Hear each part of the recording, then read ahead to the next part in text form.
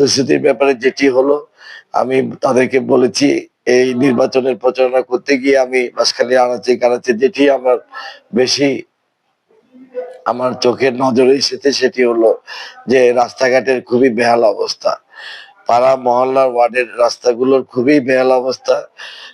সেই আমার মুরব্বী তার আমলের যে রাস্তাঘাটের উন্নয়ন হয়েছিল সেই রাস্তাটাই এখনো পর্যন্ত রয়েছে, অনেক জায়গায় কোনো মেরামত হয়নি এবং যে ইটের রাস্তাগুলো ছিল প্রায় বিলীন হওয়ার পথে, ইটের অস্তিত্ব দেখা যাচ্ছে না।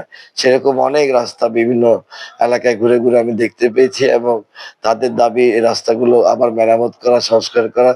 আমি সেদিকে প্রথমে মূল লক্ষ্য রাখবো। নির্বাচিত হওয়ার সাথে সাথেই আমি আমাদের বিভিন্ন পাড়া মহল্লার রাস্তাগুলোর সংস্কারের কাজে আমি হাত দিব। সেই সাথে আমার মূল পরিকল্পনা যেটি সার্বিক উপজেলার ভিত্তিতে সেটি হলো যে আমাদের প্রধান যে সড়ক রয়েছে সেটি ব্যাপারে আমি প্রতিশ্রুতি দিয়ে যাচ্ছি। কারণ আমাদের বাঁশখালীর যে জনভোগান্তি প্রতিদিন যানজটের, যে এই এখন যে দুই লাইনের যে প্রধান সড়ক সেটিকে আমি 4 লেনে উন্নতিকরণের জন্য আমি আমার সক্রিয় প্রচেষ্টা রেখে যাব ইনশাল্লাহ। এবং জয়ের বিষয়ে কত একটু আশাবাদী তুমি বলতেন? আলহামদুলিল্লাহ, আমি মহান রব্বুল আলমিনের দরবারে প্রথমে আমি শুকরিয়া জানাই যে আমি যেভাবে যেটুকু আশা করেছিলাম এর চেয়ে অনেক বেশি আমি ভালোবাসা পেয়েছি জনগণের কাছ থেকে।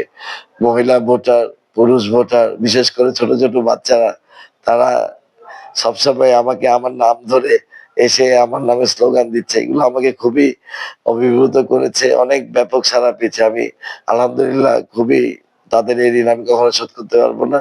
আমি খুবই তাদের জন্য কৃতজ্ঞ। ভোটারদের উদ্দেশ্যে আপনার কোনো মেসেজ আছে কিনা? মেসেজ হলো, আপনারা এবার দীর্ঘ 17 বছর পরে আমি মনে করি আপনারা আপনাদের ভোটাধিকার প্রয়োগ করবেন সুষ্ঠু বা একটি পরিবেশে।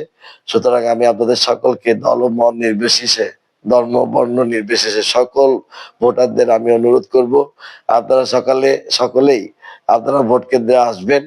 সকাল সকাল যত তাড়াতাড়ি সম্ভব ভোট কেন্দ্রে এসে আপনাদের ভোটাধিকারটি প্রয়োগ করবেন।